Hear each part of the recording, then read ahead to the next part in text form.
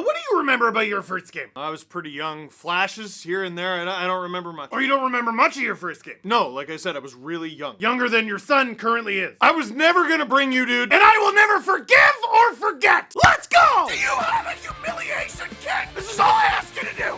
I'm having a great Finger flick. You're allowed to show up. This team is ruining my life. I'm taking crazy pills! With you, wherever you are, welcome to LFR. Victory puppies! You just felt like switching sides today. It's weird. It's pretty weird, but he's still... That was a no look. No look. Happy New Year. Oh! Let's go, buddy! Leo is 1-0 at Scotiabank! Leafs win! 3-1 over the New York Islanders. Happy New Year. We're leaving 2024. In 2024, we're leaving it there. 2025, everything's new. D-zone face-off, you don't need a goalie in 2025. You got one of the best goalies of all time behind the bench. What do you need one in the net for? You don't. Just let her rip. Oh, I'm fired up. This game meant a lot to me personally. Let's talk about it. So here we are, New Year's Eve, and I have been sick since before Christmas. This has not been a restful break. December 23rd, Leafs are supposed to take on the Winnipeg Jets. We're all not feeling well, and we thought to ourselves, well, you know, maybe just a little bit of medicine and we'll be well enough to go to the game. Then one of us barfed, it doesn't really matter who, and so we decided not to go. The Leafs lost that day, and then we would all be sick for about the next week. Fast forward, it's New Year's Eve, and we're all finally well enough to leave the hoose. And so I got to take my son to his first ever Leafs game. We got there nice and early for warm-up so we could see all the players up close. He got to see John Tavares. He was very pumped up about that, and he couldn't take his eyes off Joseph Woll, the goalie. Just like his father, obsession with goaltenders from a young age. But no, the magic doesn't stop there. The miracles don't stop there, because we were very, very lucky. We got to give fist bumps to the Leafs on their way out. With every bump was a little bit of good luck. There's some good luck for you, and good luck for you, and let's go, boys! And everyone out there's worried. No Matthews in the lineup. We don't like that. Holmberg, Ekman Larson, they're all sick. Who told you all to get sick? Southern Ontario, it's a buzzsaw right now. But I knew the good luck we were bringing in the building, and the Leafs were not going to lose to the New York Islanders today. And so did somebody else, Max Pacioretty, who decided to get out there and set the tone. You know who else knew the Leafs weren't losing today? Max Pacioretty. Because despite the fact that the Leafs did not have their captain, Tone, in the lineup, Pacioretty went out there and set the tone. Absolutely whacking Kyle Palmieri. Holy cow. That was right in my corner. I was right there. I saw it. It was a clean hit. It was a clean hit. Palmieri didn't like it. He gave him a little cross check not long after. Dude, it is New Year's Eve. We're closing in on halfway through the regular season. No one's still ready to get hit by Max Pacioretty. No one knows it's coming. Oh, keep your head up when Reeves is out there. Reeves? That playmaker? What are you talking about? Like, you didn't check the notes? You know what's hilarious? I just checked. Max Pacioretty was credited with 1 hit all game. Well, it was a big one. Well, it was fun and really cool. There is still the matter of hockey is a goal-scoring contest. Late in the first period, the Leafs were getting outshot, but it didn't feel that way. It didn't feel like the Leafs were getting outplayed, at least not in the bowl. William Nylander has the puck behind the net. There's a guy wide open in front. Who is that? Who is it? It's 64, but if you go like this, if you squint hard enough, yeah, you know what? No, that looks like 34. David Kampf! Wham! Second of the season, and if he keeps playing like that, he's gonna get a lot more. The Leafs are up 1-0. The first Leaf goal Leo ever saw live in person was scored by David Kampf. For sure, bro. And the Leafs head into first intermission up 1-0. Now, the next little chunk of the game, and we'll forgive them because the Leafs ended up winning. They ended up winning. The next little chunk of the game, who do you blame that on? Producer Drew. That's who you blame it on. It's exactly producer Drew. You don't believe me? Drew is a dad. Drew is a father. We have kids who are roughly the same age, so he understands. This morning, not even before 9 a.m., he texted me this. Wait, is this Leo's first game? If they lose, they're bastards. And I said, yep, it was supposed to be the 23rd, but he barfed that morning. Oops, ratted him out. And then he said, I am hoping for a goalie interference and offside review, though, to make it more fun. Laughing emoji, and then I told him to do something unkind. Drew, you son of a gun! The only thing he got wrong was the order. Minute into the second period, the Islanders come in. William Nylander says, here you go. We all say, William, how come you did that? And the Islanders score. But as soon as the Leafs challenged for offside review, I turned to everyone and I said, don't you worry, the Leafs video staff got it. Listen, the Toronto Maple Leafs, with being a Leafs fan, there's a lot of trauma there. And there is one facet of the Toronto Maple Leafs we never doubt in any scenario ever, and that is their video staff. They will get it right. Sure enough, upon further review, yeah, that's right, get it off the board! And then I have to try to explain to my tiny 4-year-old child offside review, and he's decided that he likes that because it meant the Leafs didn't get scored on. Then Matthew Knies, who honestly I thought had a cracker of a game, really stepped it up, and he scores on his third attempt. You go to the net! And he went to the net thrice! And they review it! And they say there was goaltender interference, no goal! And we talked amongst ourselves, and actually we don't like that call. No, his reviews are bad now. That was goalie interference. I know Drew was just tickled pink. He texted me immediately. And look, it's difficult to complain, like, passionately about goalie interference calls because who knows? Like, honestly, whomst amongst us knows?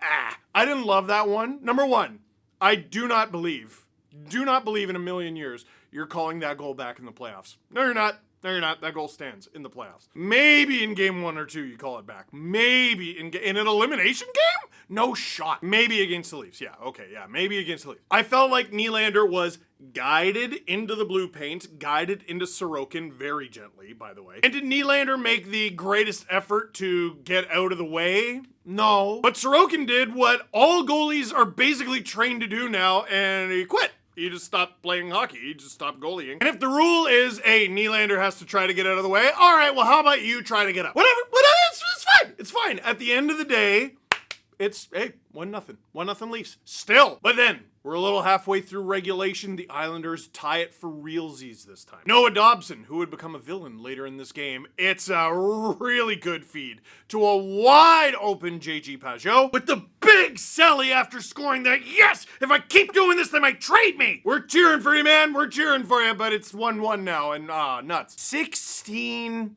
seconds later, Craig Berube goes, you know what? We need a little bit of energy. We don't have energy right now. We're sending out the fourth line. So he sends out Connor Dewar and Ryan Reeves and Steven Lorentz. It is December 31st. The players involved in this goal picked up their second assist of the season, and fourth goal. Steven Lorentz has like Maurice Richard point totals compared to the other two. Dude, this is sick. Ryan Reeves with the nice little feed in the neutral zone, okay. And Lorentz just goes, whoop, Nazem Kadri windmill, and he rips that thing top shed like someone just talked bad about Waterloo. I don't know if that's the nicest goal of his career, but it's gotta be in the conversation. Yuck!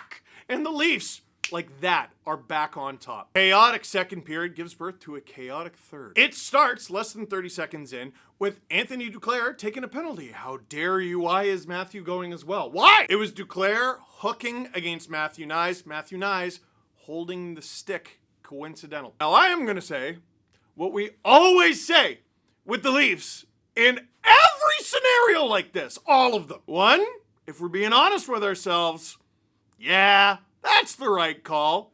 Number two, how do they always seem to, hey, if this is going to be the standard going forward, it's never the standard going forward. I watched with my own 2 eyes later that period in my corner, someone on the Islanders holding the stick, gripping onto it like Santa and his reindeer, nothing, in front of the, he's looking down at them like, hey, quit it. That's your job! Anyway, 4-on-4, that leads to nothing. And we're happy about it. 5 minutes left in the game. Bobby McMann is tripped. You're not allowed to do that to Bobbert McMobbert. Full points to the third line in this game, too. I thought Craig Berube relied on them, like, pretty heavily. Like, for a line that I don't always trust that much defensively, he played them a lot in a 1-goal third period game. Then, something happened that I didn't really realize it happened until after the game. Because, again, I was there, right? So the Leafs get that late power play. Do they score on that late power play? They do not. In fact, they almost got scored on, and I almost had a heart attack, but I survived. The Islanders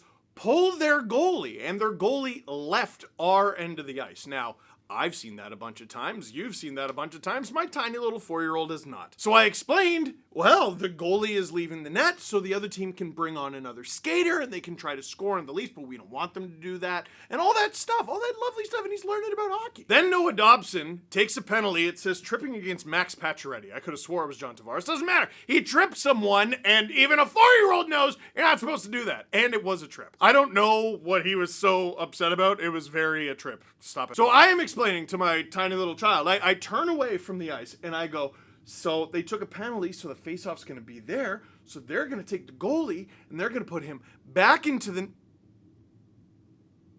They didn't put the... There's no... What? And they are fighting over the puck off the faceoff, battling for it like their lives depend on it, because it very literally does in this case. The life of the game is in the balance because... And there it is in the back of the net. I was not sure what was going on, and now that I've had a chance to watch it on replay, I understand it even less. Shout out to the Leafs for pulling not 1, but 2 assists out of that. Marner with the secondary, Nylander with the primary, because he gave it to John Tavares, who ripped it top corner, which is way, way, way funnier than someone not named John Tavares scoring it. Thank you for scoring the go-ahead goal in front of my tiny child, who has had a John Tavares stuffy since probably before he was born, I think. And I think it's important that I put this on the screen because you so rarely see this.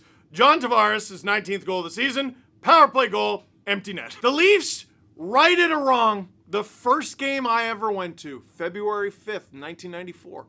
The Leafs lost 4-3 to the Detroit Red Wings. In front of my tiny child son, the Leafs win! The first game he ever saw. I love it. Now we get right into post-game clips. Why did Patrick Roy pull the goalie with a D-zone draw? And here I am, like, trying to discuss amongst my friends, like, okay, well, maybe he was really worried the Leafs would, like, win the draw and then just rag the puck for... There was still over 40 seconds left in the game, right? There's enough time to even lose the faceoff, but maybe you win the thing. You should prepare to win the thing. You get the puck, you get to advance up the ice, your goalie comes off, and an extra attacker comes on, and then you still have probably over 30 seconds to try to tie the game. But maybe the thought was, well, we don't want the Leafs to just hold on to it, so we're gonna try... I don't know, dude. Jesse Blake quoted Craig Berube after the game. Now, here's what's great about this. Craig Berube is an NHL coach.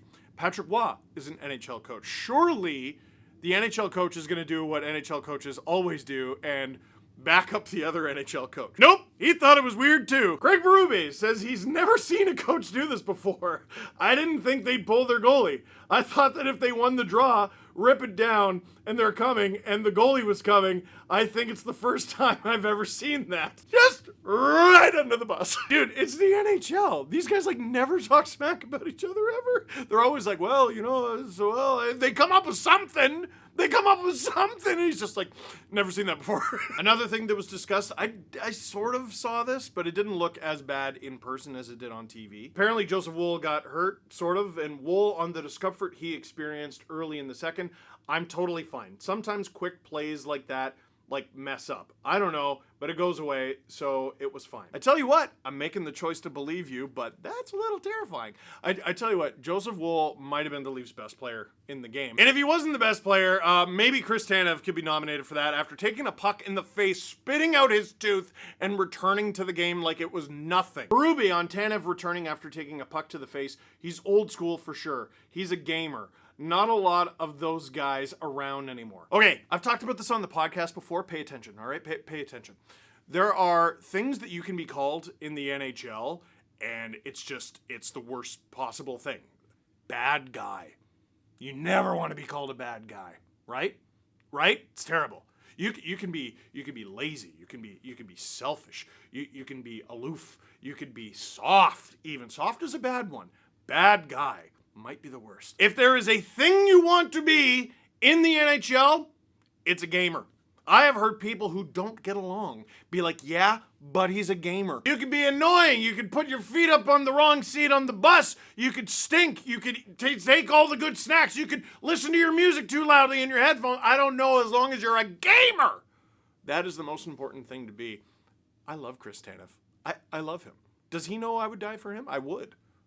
You would too. Don't look at me like that. Of course you would. Yeah, exactly. Questions. Do you feel Nyes woke up a bit today? Yes, I do. He was really hard in the forecheck, and I know that because first period, right out of the gate, he's coming at my corner. He's coming at my end of the ice. Fast and with force. He rattled the end boards to make a sound that I had never actually heard of before. Like something was jingling around. I had never actually, like it could have been Santa's reindeer going above the building. I don't know. He had such a sick goal disallowed, and his slump kind of continues.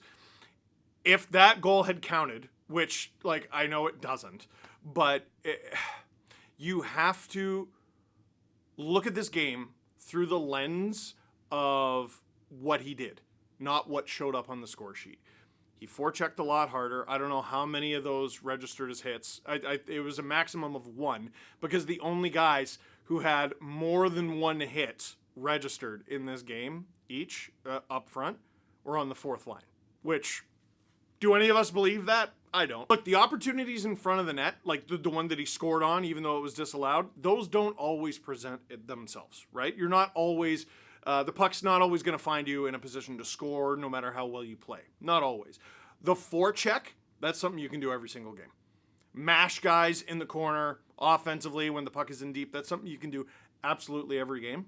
Nyes had a good game. Will Waugh start Thursday's game with no goalie? Yeah, they should make him do that like as a punishment. Lou should. Lou has the power. This is a good one. You get one Leafs-related New Year's wish. It can't be winning the Stanley Cup because, of course, it has to be realistic. Hey, shut up. What's the wish? I think we can all say this wish at the same time. 3, 2, 1. A clean bill of health for Austin Matthews. That is it. You can only do it for one player, right? You can't say, well, everyone be healthy. Although, can I? Is it too late? You can't make Yarncroke and Hakanpää and everyone come back. It's Stolarz. Holy smokes, Stolarz. One guy. Poppy. He scored 69 goals last year. 69.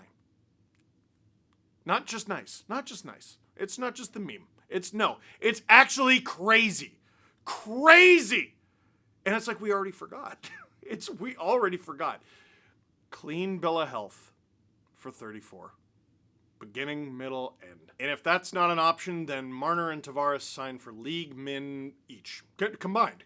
I got to give a huge shout out to Jesse Blake and all the Leafs staff in the arena who helped make Leo's Day special. I mean, the Leafs in-arena staff, top-notch. Like, absolutely top-notch. And there's a lot of kids who want to be up against that glass. A lot of kids who were at their first game, and it looked like smiles all around. It's a special place to be, especially when they're winning. Special shout out to Carlton the Bear, who we also got to see, and he had a snazzy jacket on because of New Year's. Shout out to producer Drew, who is editing this on New Year's. And shout out to you. You could be anywhere in the world, but tonight you're here with us, and I appreciate that. But for now, that is it for this one. Thank you very much for watching. Click like if you liked this video. Click subscribe if you really liked it. Tell all your friends. Whether your 2024 was good or bad, I hope your 2025 is even better. I'll see you there.